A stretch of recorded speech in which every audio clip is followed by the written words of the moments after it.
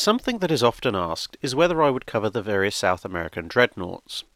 The problem with this is that unlike a British or German dreadnought, where the fact that the nations in question were in a general arms race could be taken for granted, the South American dreadnoughts were part of an arms race against very specific ships, and so any review of one would involve a lot of information about the others to set the context, which would lead to the contents of the three videos being very similar. So, instead, we're going to look at the South American dreadnought race and the ships involved in a much more extended format here. The South American arms race was somewhat unique. In the other major arms races of the time, the nations involved, with the early exception of Japan, were perfectly capable of building their own battleships and used their own shipyards to build their fleet, with the odd purchase from another major naval power. However, the South American countries were nowhere near technologically advanced enough to build what was still the single most complex engineering achievements of their time, modern battleships. In part, this was simply due to a lack of need for such industry. As we have discussed in other videos, certain aspects of battleship construction required specialized gun and armor manufacturing industries that cannot be sustained by the odd order here and there every couple of decades. But what they did have was money, because at the end of the 19th century and into the early 20th century, the three biggest powers in South America, Chile, Argentina, and Brazil, possessed natural resources which were difficult to get anywhere else and impossible to get elsewhere in great quantity. So sales of these materials gave them a lot of cash. And as with practically any set of South American countries with more than a few grudges to settle, they immediately decided to point guns at each other, using large portions of it to start a slightly geographically challenged Mexican standoff with their respective navies. Keep in mind that the continent had just seen a war between Bolivia and Peru against Chile, and before that a series of wars between various different countries within living memory, primarily for the control of natural resources. Argentina and Chile had been locked in their own two-nation arms race in the 1880s and 1890s, ordering a series of small battleships, and surprisingly powerful protected and armoured cruisers. But that had all supposedly been brought to an end in 1902, ironically enough because the British government, of all people, had noticed the growing tension between the two nations, and the British Empire had very useful trade deals with them. Not wanting their Argentinian grain and Chilean nitrate imports disrupted, the British stepped in and mediated a treaty that in some ways resembled a miniature version of the Washington Naval Treaty some 20 years further down the line. Amusingly, some of the parts of the treaty were non-enforceable because the ships they already had were so in advance of the country's own industries that they didn't actually have any cranes strong enough to lift the turrets off as part of the disarmament clauses. Meanwhile, Brazil was making money from sales of coffee and rubber, and was coming out of a period of political instability following the overthrow of the Brazilian monarchy. Now worried that even somewhat disarmed, their two largest rivals were now much stronger than them, the Brazilians promptly restarted the whole thing only 2 years after it had been thought settled, by passing a large naval acquisition program. Although, in typical fashion, having all agreed that they should buy warships, the politicians then spent the next 2 years arguing over which particular warships should be bought. Although the British would lose out if this policy was cancelled, since the order for what was effectively an entire medium-sized navy would almost certainly go to British shipyards, they were keenly aware that the order would blow open the treaty they'd just helped to devise, and so they tried to persuade the Brazilians not to go through with it. But they weren't interested, and soon 3 small battleships were under construction. Then, as with so many other stories surrounding the 1900s and naval history, HMS Dreadnought was built. This brought everything to a halt, as it was obvious the newly ordered ships would be completely obsolete by the time they were actually built. And so the order was quickly reworked to a final version involving 3 Dreadnought battleships, with 1 to follow the first 2 after they were built, 3 scout cruisers, 15 destroyers, 3 submarines, and 2 submarine support ships. Some of these would later be reduced in scope, but the main change was the type of battleship, paid for by eliminating a previous stipulation for armoured cruisers as well. The 3 small pre-dreadnoughts were broken up on the stocks, and construction on the Minas Gerais class began. This class would temporarily put Brazil at the top of the naval hierarchy. Only two other naval powers in the world had such ships under construction: the British, with the Dreadnought itself and the slightly modified Bellerophon class, and the United States with the South Carolina class. Brazil would be ahead of such major powers as France, Germany, Russia, and Japan in owning such a warship, and the ships themselves were more powerful than either the American or British ships. Displacing significantly more than the Dreadnought or South Carolina at just over 19,000 tons normal load, each ship was capable of 21 knots and carried no less than 12 main battery guns of a 12-inch caliber in 6 twin turrets, 2 at the front, 2 at the back, and 1 on each side in an offset wing positions. This gave a broadside of 10 guns, which was 2 guns greater than the British and American ships, as well as a theoretical 8-gun salvo forward or aft, double the guns of the American ships and a third greater than the British. A large secondary battery of 22 casement-mounted 4.7-inch guns and 8 single 47mm guns completed the ship's firepower, which did not include any torpedo tubes. The only weakness in the design was the 9-inch belt armour, which was extensive but somewhat light compared to the British and American vessels.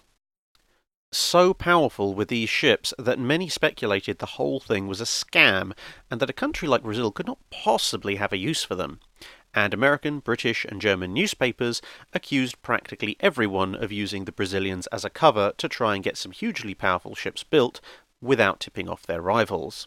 The people accused included the Americans, British, Germans, and Japanese governments.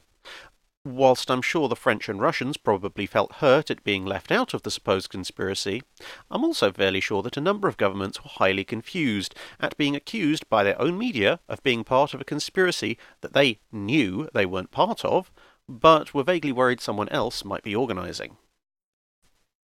After a newspaper article asserting that the Machiavellian hand of the British Admiralty is suspected, some very confused British admirals had to point out to Parliament and the general public that whilst the Royal Navy did want lots of advanced battleships, they were already building a lot of them, and very publicly as well, so could people please leave them alone and let them go back to the actual business of building the world's most powerful navy in the open, instead of claiming they were trying to do so in secret.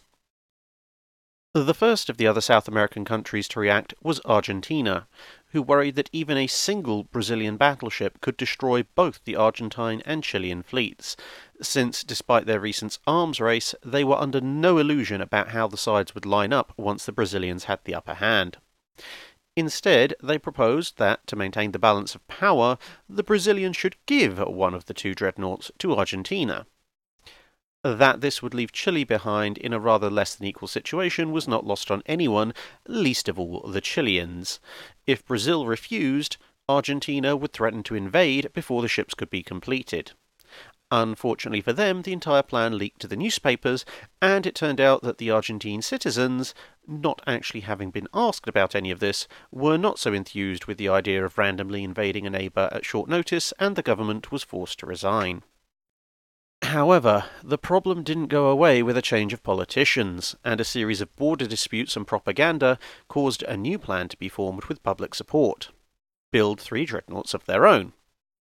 Unlike the Brazilians, the Argentine Navy had what they thought was a better plan, and asked for designs from no less than 15 different shipyards from 5 different countries. Then, using the appearance of the super dreadnought HMS Orion as an excuse, they would reject all the bids twice, each time issuing a new set of specifications that picked the best from the various shipyard designs in different areas. All the shipyards involved were furious about their trade secrets being leaked to everyone else, although only after they weren't awarded the contract. To try and keep the various other naval powers from lynching the next Argentinian to cross their paths, the Argentine government ordered a number of destroyers from basically every nation they'd irritated to try and smooth things over. Eventually, as with so many military contracts in history, the order went to the lowest bidder, with the Four River Ship and Engine Company in the United States getting the contract. They were, of course, promptly accused of deliberately underbidding just to get the work, and the American president didn't help matters by boasting in a State of the Union address that the order was largely down to the work of the State Department, as opposed to actual technical superiority or suitability, something which is also a very familiar set of circumstances in military procurement circles ever since. The initial order was for 2, with an option for a third if the Brazilians went ahead with their own third ship. The resulting Rivadavia class was substantially larger than the Brazilian ships. At 27,500 tons standard load and over 30,000 tons fully loaded, they actually carried a similar armament of 12-inch guns in a similar layout to their rivals, but, using the larger size of the ship, the wing turrets would fire across the ship at limited angles for a 12-gun broadside. With a 22.5-knot top speed, they were also slightly faster, and their 12-inch belt was competitive with other dreadnoughts of the period. Their secondary battery was split between 12 casement-mounted 6-inch guns and 16 smaller 4-inch guns scattered all over the ship in open mounts. A pair of torpedo tubes also made an appearance. Overall, then, Argentina had taken a decisive lead in the naval arms race since their 2 ships were significantly superior to the Minas Gerais class, assuming that the Brazilians didn't order their third ship. However, whilst they were more powerful ships, they started construction 4 years after the Brazilian ships, at which point almost every major naval power had dreadnoughts, and the British, Germans and Americans all had similar or superior ships either building or about to be built, so their impact on the world scene was not as great. Despite an earthquake in 1906 and a nitrate market collapse in 1907, the Chileans were determined not to be left at the bottom of the pile, but in the rapidly advancing world of battleship construction prior to the First World War, there were some benefits to going last. Although bids were solicited from multiple nations, leading to the visits of USS Delaware and SMS Von der Tann, and a squadron of British armoured cruisers as part of the various nations' marketing efforts, given the near-century-long semi-official alliance Chile had with the British Empire, it came as a shock to precisely nobody that a British company was chosen in 1911 to build Chile's pair of dreadnoughts. However, the Brazilians had not been idle. In response to their own navy being likely outgunned by the Argentine ships, they had ordered the Rio de Janeiro in 1910, albeit originally to a displacement of 32,000 tons and with a main battery of 14-inch guns. However, economic reality forced a redesign with almost 4,000 tons coming off the ship and the main battery being swapped for 7 twin turrets carrying 12-inch guns. In a classic case of anything you can do, I can do better, the Chileans went for a design that left the first and second generation dreadnought designs of their neighbours behind, and instead chose ships based on the British Orion class of super dreadnoughts. Although carrying a lighter belt, similar to the Brazilian ships at 9 inches thick, the ships were capable of almost 23 knots and carried 10 main guns in 5 twin turrets, laid out with 2 forward, 2 at the rear and 1 in the middle, exactly the same as the British 13.5-inch gun super dreadnoughts. However, they chose to go even bigger with the guns, choosing 14-inch weapons, a calibre that, oddly enough, the British never used themselves at the time and only sold for export. The ships displaced about the same as the Argentine ships, their slightly higher speed and much heavier main battery perhaps explaining the thinner armour. The secondary battery consisted of 16 casement-mounted 6-inch guns, with a pair of 3-inch anti-aircraft guns along with 4 saluting guns and 4 torpedo tubes. The Brazilian government, meanwhile, had run out of money and sold the Rio de Janeiro to the Ottoman Empire. The reaction of the other navies in South America was something akin to stunned amazement, and none of them even bothered trying to copy the 3 bigger navies. However, to be useful to the countries that paid for them, the ships needed to reach the countries that had paid for them. The Brazilians had the most luck, with the Minas Gerais and Sao Paulo arriving in 1910, with the only interruption being a workers' strike during construction. The Argentine efforts were somewhat less successful, their lowest bidding shipyard somewhat unsurprisingly ran into delays, and both ships had problems with their turbines on trials. With all that done, they were eventually handed over in 1915, Rivadavia making it to Argentina without incident, but Moreno celebrated its first journey to its home nation by running over a barge and then running aground twice. But it was to be the Chilean ships that had the hardest journey. The Almirante La Torre started construction, but the Almirante Cochrane was delayed, ironically because the Rio de Janeiro was occupying the slipway it was to be built on. Although the La Torre was launched in 1913, World War I broke out the next year and work was stopped on both Chilean ships. The Rio de Janeiro was promptly seized by the British, but the two Chilean ships would be bought due to Chile being considered friendly. Almirante La Torre was renamed HMS Canada and finished in 1915. She would see service in the Grand Fleet and fought at the Battle of Jutland, thus becoming the only South American dreadnought to be engaged in a proper naval battle.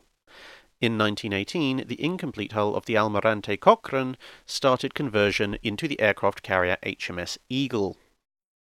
At the end of World War I, the Chileans understandably wanted their battleships back, but also wanted the Almirante Cochrane finished as a battleship. Although the British were happy to arrange for the Almirante La Torre to finally make it back to her original home nation, the cost of reconverting the other hull back to a battleship was more than would have been gained from selling her. Remember, the British had actually paid for the ships. So instead, the conversion went on, and HMS Eagle was eventually completed. The two surviving Invincible-class battlecruisers were offered instead, but an argument broke out in Chile as to whether these ships, or a combination of submarines and airplanes, should be bought. In the end, the Chilean government settled the argument by buying neither. Almirante La Torre eventually showed up in Chile in 1921 and became flagship of the fleet, serving in various, mostly ceremonial duties until a long refit back in the UK in 1929, coming back to immediately mutiny due to the crew getting a pay cut courtesy of the Great Depression. But this only lasted 5 days. She was placed in reserve to save money shortly after, and the USA offered to buy her in 1942 to help build up the fleet after the attack on Pearl Harbor, but this offer was declined. Instead, the ship was brought back into service for neutrality patrols and stayed in active service until 1951, when an engine room accident saw it put back in reserve before being decommissioned and scrapped at the end of the 1950s. She actually outlived her sister, HMS Eagle being sunk in 1942 by 4 torpedo hits from the submarine U-73 while escorting a convoy in the Mediterranean. The Argentine ships would spend most of the 1920s in reserve due to an economic depression in Argentina, but would be modernized in 1924 with a number of minor improvements, the main one being a switch to oil fuel from coal. In the 1930s, they took part in various training and diplomatic cruises, with Moreno taking part in the Spithead Naval Review in 1937. With Argentina neutral in the Second World War, they were mostly inactive and were immobile by 1948, both ships being scrapped in the late 1950s to pay for the purchase of an aircraft carrier.